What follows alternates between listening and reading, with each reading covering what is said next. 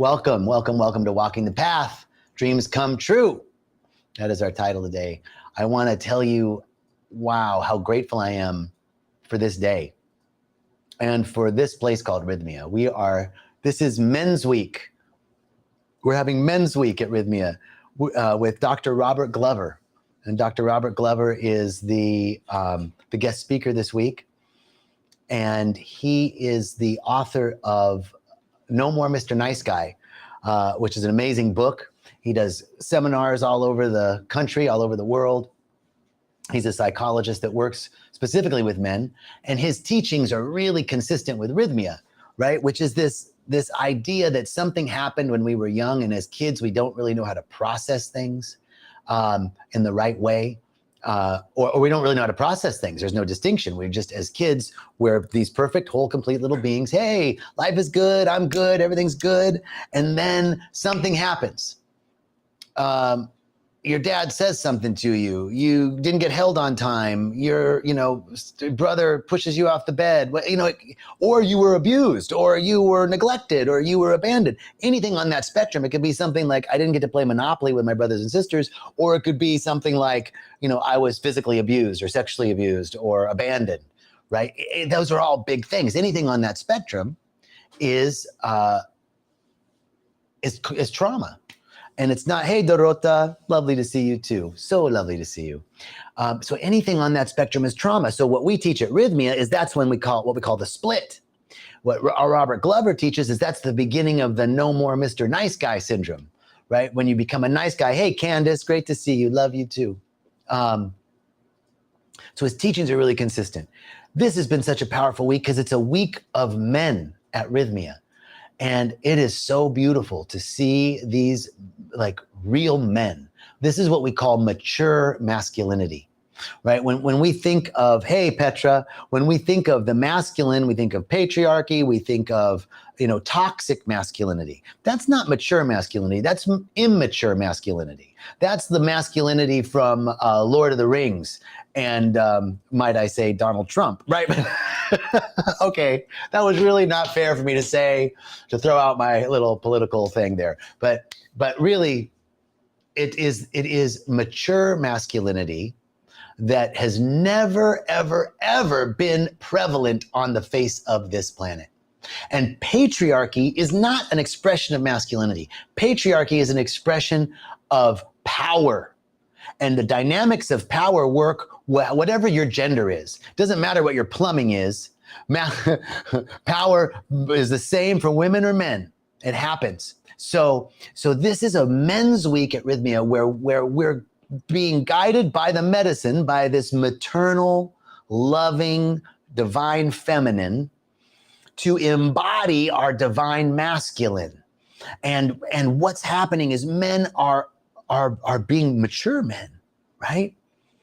Owning their shit, being available for each other, being vulnerable, expressing things that they couldn't express, didn't feel comfortable expressing, coming into their own. This is amazing. Hey, Chantel. Hey, Anastasia. Milor, beautiful. Great to see you. Thank you guys for always. Mindy, thank you from New Jersey.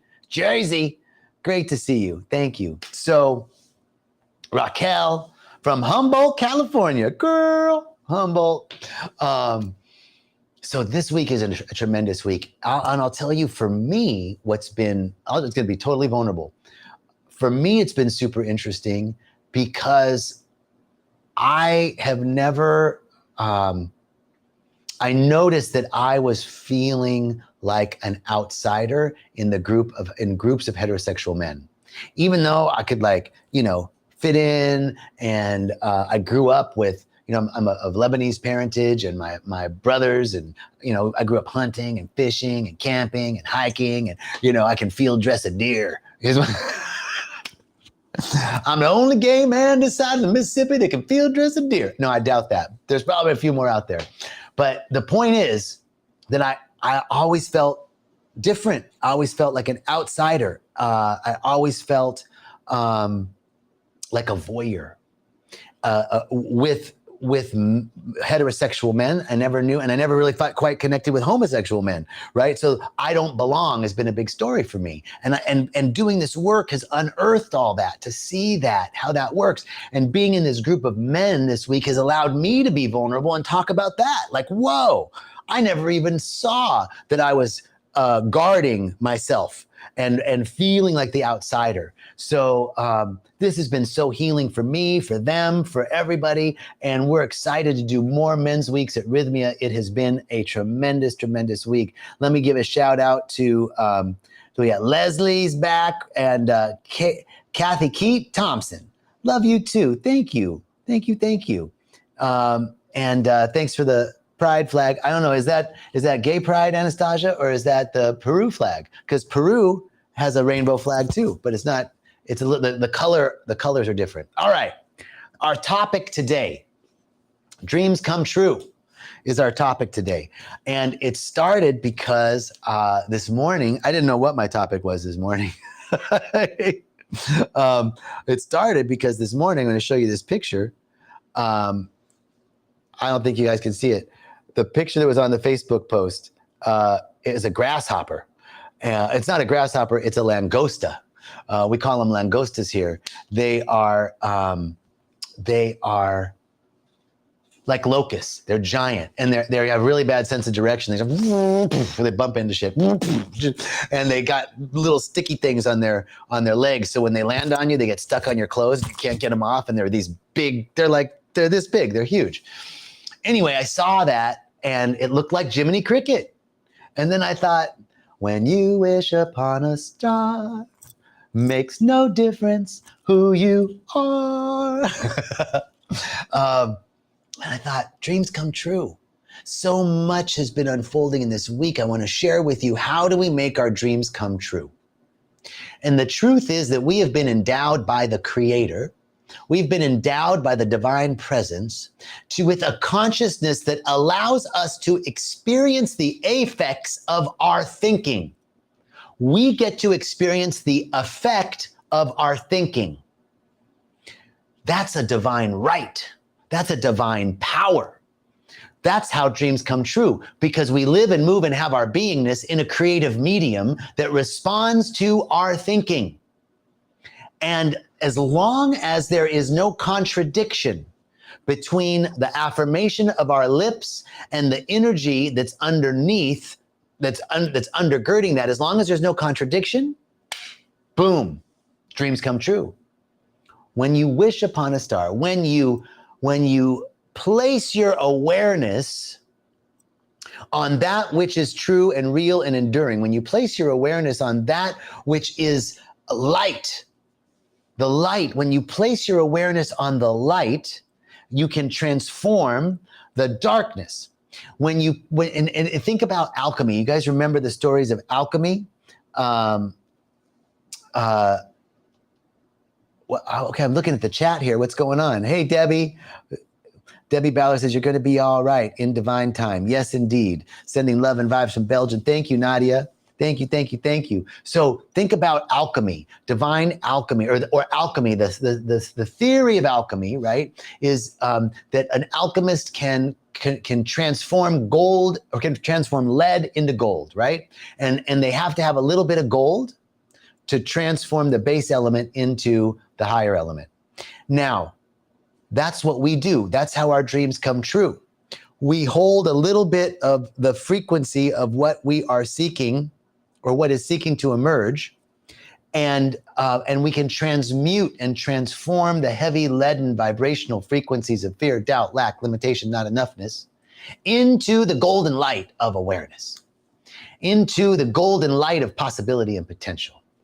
I want to share with you a really incredible story. Of these last 2 weeks, I have a dear friend that has been diagnosed with pancreatic cancer.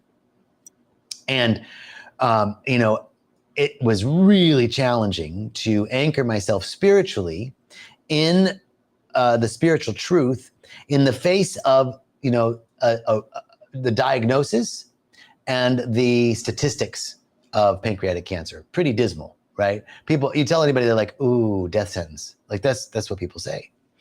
And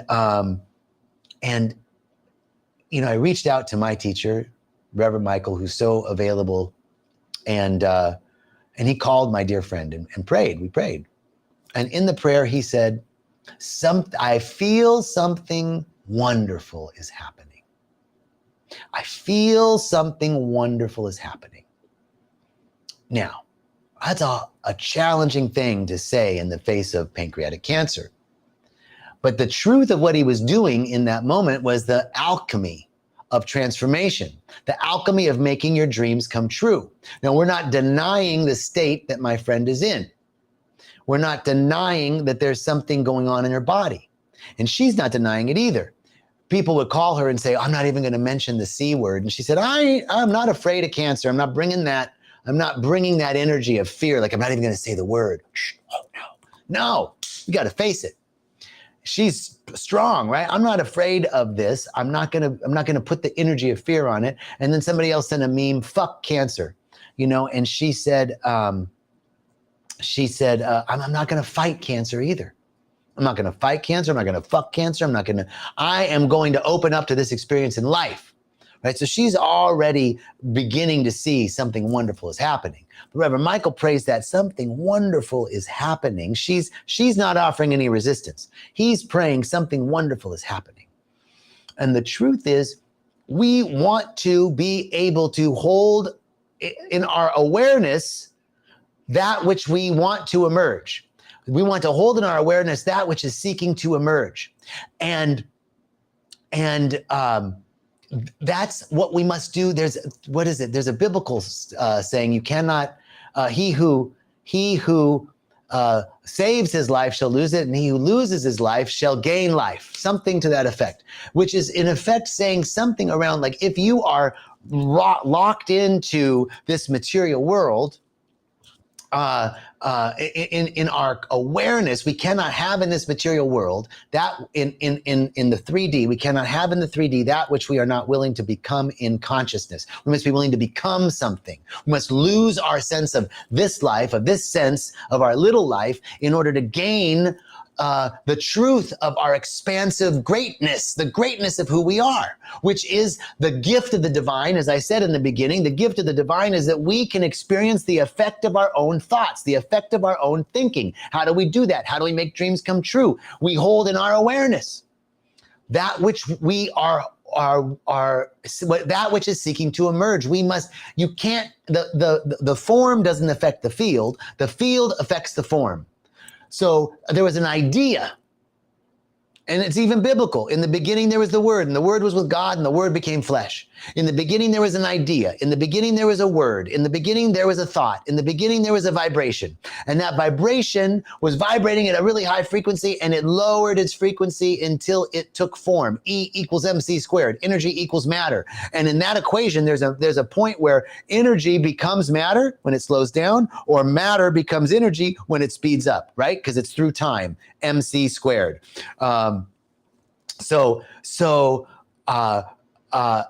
That idea that in the beginning there was an idea, a vibration, and it slowed down and it took form. It became flesh. It was with God, but it became flesh.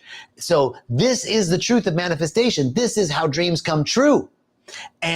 And this, thank you everybody for the well wishes for my friend Stacy. God bless her and God bless you. And I'm knowing all is well. I feel something wonderful is happening. This is the key, that in the face of something so dire, that we can say something wonderful is happening. Something wonderful is seeking to emerge. I don't know what it is. I can't see it right now, but I feel it, because the universe doesn't hear our prayers. It feels our prayers. It feels our vibration and our frequency. And so let me tell you what's transpired in the 2 weeks since that prayer was prayed. Now, we've been praying every day. We've been working. We've been doing our prayer work. We've been doing our energetic work. We've been releasing. We've been doing our research on what needs to be done and what are the best doctors and what are the best processes. But let me tell you what's happened when you feel something wonderful is happening. Out of nowhere, a dear friend who was visiting here in Costa Rica, Spirit said, connect my two friends, Andrea and Stacy. And Andrea is a doctor. And I connected them in this room on Facebook, on Instagram. No, Not on either of those things. On Zoom. We got a Zoom call. Well, Andrea lives in France. And after that call, she called another doctor friend of hers in Italy, and she flew from Italy to Milan, or from France to Milan, and then went down to the place where my friend is living in Italy with her other doctor friend. They did all this energetic work, all this healing work. They did all this physical work. They're helping me with her medical understanding, the medical diagnosis, the next steps. So all this aid and assistance. And I was praying, God, I don't know what to do. And I'm overwhelmed. Help, help, help. Help was there. Not only that, another friend brought us into contact with people who have healed themselves from pancreatic cancer and the ways in which they have done that, right? And so we all of a sudden, all of these different possibilities and potentials, possibility and potential, that's all you need. All you need is possibility and potential. That's all we need, because if we have possibility and potential, if we can see the possibility, we can make our dreams come true. We just have to hold the frequency of that possibility. We just have to hold the frequency of that potential and transmute the heavy, leaden vibrations of sickness, illness, sadness, fear, doubt, and worry. So this is the way we make our dreams come true. I feel something wonderful is happening, and all of a sudden, unforeseen assistance, unforeseen aid, unforeseen kindness, unforeseen generosity, unforeseen understanding, unforeseen help coming from unexpected ways and unexpected places all came and rushed to our assistance because we felt, without any evidence, we felt something wonderful is happening. That's what I'm talking about. Boo, let's look at what y'all are saying. Peter, thank you so much. Thank you, thank you, thank you. Love you all. Mindy, excellent, excellent. Nadia, healing light, thank you. Debbie, Ballard, Chantel. Wonderful is happening. Ken, Lee, Harris, love you, brother. Thank you. You're an inspiration, man. Love you. Colette and Paramadal, great. Thank you so much. Thank you so much. Thank you so much. So this is it. This is how we make our dreams come true, by holding the frequency of that which is seeking to merge, by feeling without evidence, without like, oh, it's not happened in this material world yet. That's right. It can't happen in the material world until we can hold it in our awareness. We cannot have in our material existence that which we cannot hold in our consciousness. Consciousness precedes form. The thought precedes form. The field informs the form. The form doesn't inform the field. It's from the invisible to the visible, from the formless to the form. That's the way it works. And then at some point we go back from the formless, from the form to the formless. So it's circulation. That's another law, but that's a different talk. Okay, so we're talking right now about emergence, about manifestation and emergence. And here's the other thing about I feel something wonderful is happening, is that we didn't know, like, of course, something wonderful would be she gets all her markers go to zero and she's cancer free, right? But we're holding that in our awareness too, but we're not rejecting any of the aid and assistance and generosity and kindness and help and medicine and everything that's coming. We're not rejecting any of that. We're saying yes and more. So that's the other thing. That's the other piece in this, is you've got to start acknowledging when stuff happens, right? You're holding this awareness, something wonderful is happening. Maybe you're holding something wonderful is happening. I need a new job, right? But while you're waiting for the new job, all these little things happen. People start, oh, someone's helping you with the resume. Oh, someone else is coming in. Oh, I know somebody is looking for that. Oh, you could do, bop, bop, bop, bop. You have to start acknowledging God. You have to start acknowledging the good that's seeking to emerge as it's coming, right? When you see it, more of it comes. When you acknowledge it, more of it comes. Have you ever started looking like, oh, I'm thinking about getting a Jeep or a RAV4 or whatever, right? And all of a sudden, you're seeing those cars everywhere. Boom. And there were just as many on the road before. They just weren't in your awareness, and you weren't seeing them. But now that they're in your awareness, you see them everywhere, right? It's the same thing. You start to do this. So the second part of feeling something wonderful is happening is then acknowledging when things start to roll. Man, you got to give praise and thanks. Thanksgiving, gratitude, open up your heart. Whoa, look at that demonstration. Whoa, look at that answered prayer. Whoa, look at that. Thank you, God. Whoa, look at that. More good is coming to me than I can. Oh, that's coming from someplace I didn't even imagine. Isn't that cool? Whoa, I didn't even know that was going to be good, but it's good. Wow, that's how we work it. So, when you wish upon a star, it makes no difference who you are. When you wish upon a star, when you place your awareness on that which is seeking to emerge, our dreams come true. Thank you, thank you, thank you, thank you, thank you. Wishing you all so much love. Hola de Playa Hermosa, Jaco. Hola, Bridget Garcia. ¿Cómo está? Bueno. And Permadal from El Paso. Oh my God, I was just talking about El Paso at lunch today. Okay, you guys. And ladies and gentlemen, thank you so much. God bless you. God keep you. God shine his face upon you and bring you peace. And so it is.